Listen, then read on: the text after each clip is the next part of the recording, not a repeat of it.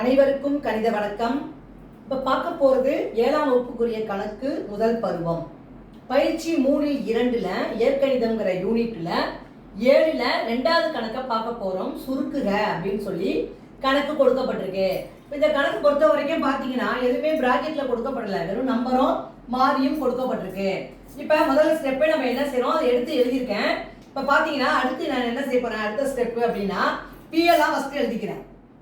B plus B, அடுத்து என்ன இருக்கு, இங்கே ஒரு பி இருக்கு, பிளஸ் பி, அடுத்து மைனஸ் பி, இங்கே ஒரு மைனஸ் பி இருக்கு, அதுக்கு பிறகு என்ன இருக்கு பாருங்க, ரெண்டு போட்டோமா, அடுத்து பிளஸ் பி. எத்தனை பி இருக்கு பாருங்க, மாறி வந்து 1 2 3 4 5 6 3 6 எழுதிட்டேன்.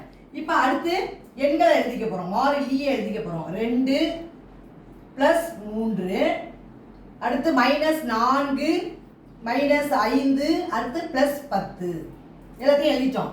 இப்போ பார்த்தீங்கன்னா இப்போ இந்த பிளஸ் பியும் மைனஸ் பியும் நம்ம என்ன செய்யலாம், அடிச்சிடலாம்.